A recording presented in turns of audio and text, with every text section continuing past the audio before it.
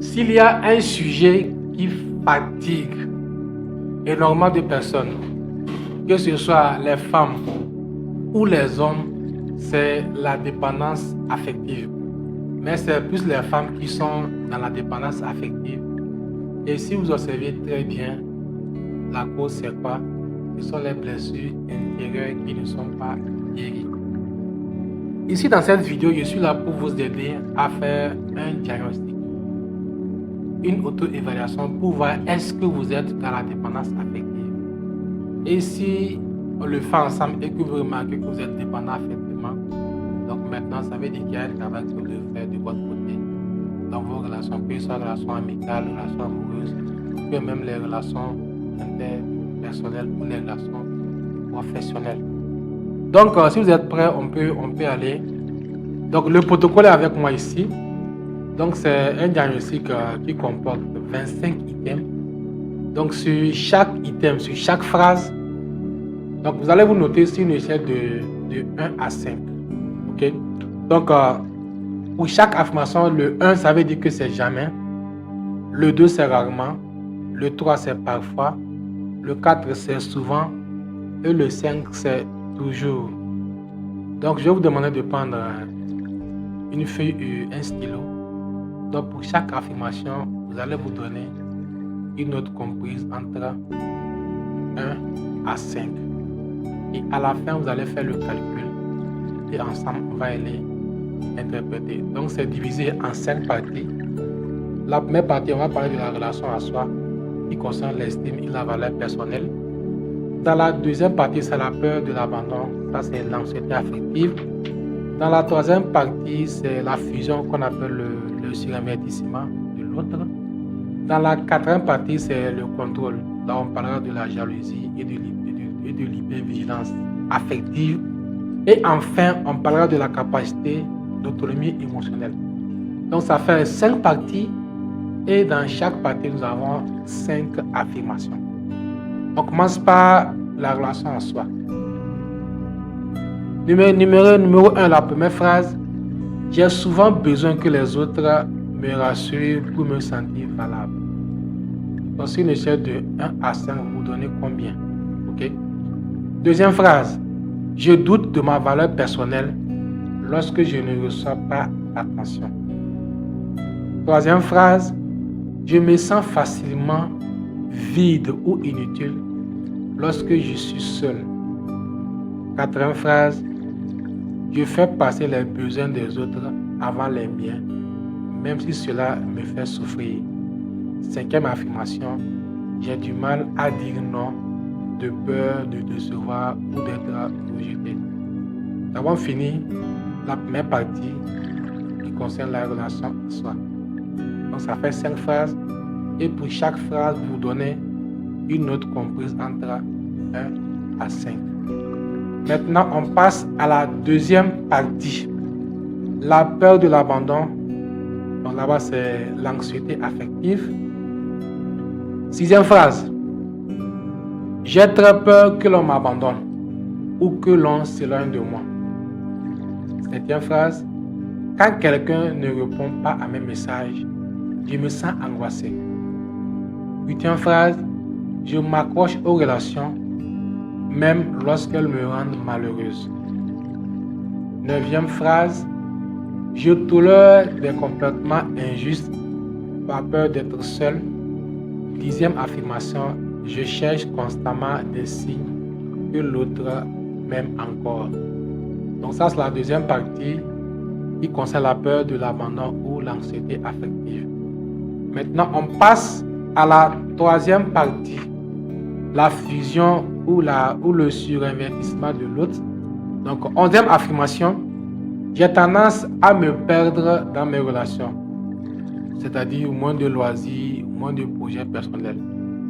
12e affirmation. Je pense souvent plus à l'autre qu'à moi-même. 13e affirmation. Je change facilement mes habitudes ou mes opinions pour plaire. 14e affirmation. Je ressens un besoin intense d'être proche de l'autre en permanence. Je me sens incomplet sans l'autre. Donc ça, c'est la troisième partie qui concerne la fusion ou le surinvestissement de l'autre. On passe à la quatrième partie, le contrôle, la jalousie ou l'hypervigilance affective. Septième affirmation, je suis souvent jalouse ou inquiète de ce que fait l'autre. Je me compare beaucoup aux autres, surtout aux personnes qui pourraient prendre ma place. 18. J'ai tendance à surveiller, à vérifier, à questionner pour me rassurer. 19. Je m'imagine facilement des scénarios négatifs lorsque l'autre prend de la distance. 20. J'ai besoin d'être la priorité absolue de la personne que j'aime. Donc ça, c'est la quatrième partie, le contrôle, la jalousie ou l'hypervigilance affective. La cinquième partie, c'est la capacité d'autonomie émotionnelle. 21. J'ai du mal à me sentir bien seul ou à passer du temps sans l'autre. 22. J'ai besoin d'être dans une relation pour me sentir en sécurité. 23. Je supporte mal le silence, l'attente ou l'indifférence. 24. Je ressens beaucoup d'angoisse quand une relation est instable ou incertaine. 25. Et dernière phrase, je me sens perdue ou anxieuse quand je ne reçois pas d'amour ou d'affection. Donc voilà 25 affirmations qui vous permettra de vous évaluer par rapport à la dépendance affective. Donc comme je l'ai dit, pour chaque affirmation, vous allez vous donner une note comprise entre 1 à 5. Ok? Maintenant, on va aller interpréter. Vous avez donné une note pour chaque affirmation. Maintenant, vous allez faire le calcul. Vous allez calculer. Donc, additionnez les 25 réponses. Et même si vous calculez, ça ne va pas dépasser 25. Donc, on a dit que ça fait 25 affirmations. Et chaque affirmation, c'est entre 1 à 5. Et si vous allez faire le calcul, ça ne doit pas dépasser 125. Donc, si vous avez entre 25 à 55, donc ça veut dire que votre dépendance affective est faible. Donc, ça veut dire que vous avez une bonne autonomie émotionnelle, mais quelques insécurités normales. Okay?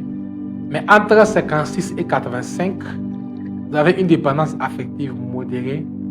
Donc, on va voir qu'il y a des présences de schémas affectueux anxieux et vous avez besoin d'un accompagnement recommandé. De 86 à 110, là, nous avons une dépendance affective élevée. Donc, il y a l'anxiété d'abandon va influencer fortement le comportement et le bien-être. Et entre 111 et 125, là, vous avez une dépendance affective qui est très forte. Donc, nous avons un risque important de relations toxiques, d'épuisement émotionnel. Donc, il faut un accompagnement thérapeutique fortement conseillé. Donc, on vient de faire juste un état des lieux sur la dépendance affective. Donc, maintenant, essayez de vous revoir avec ce que j'ai donné comme affirmation. Est-ce que vous voyez à fond dans la dépendance affective? Si vous voyez que c'est le cas, donc faites un effort pour faire un travail sur vous. Parce que ce qui est tellement dangereux avec la dépendance affective, c'est que nous serons toujours manipulés et on ne pourra plus s'en sortir. Donc si vous voulez faire un travail sur vous, je vous recommande de suivre notre masterclass de samedi où nous allons travailler sur comment surmonter les souffrances émotionnelles en amour et au travail. Et après ça, on a également une formation d'une semaine où on va plus travailler sur les blessures intérieures dans trois domaines.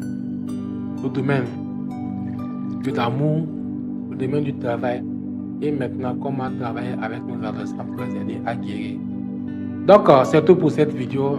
J'ai été très fier de vous faire auto-diagnostiquer votre dépendance affective et voir si vous avez besoin d'un accompagnement. Nous serons disponibles pour vous accompagner. Donc, merci bien et à très bientôt.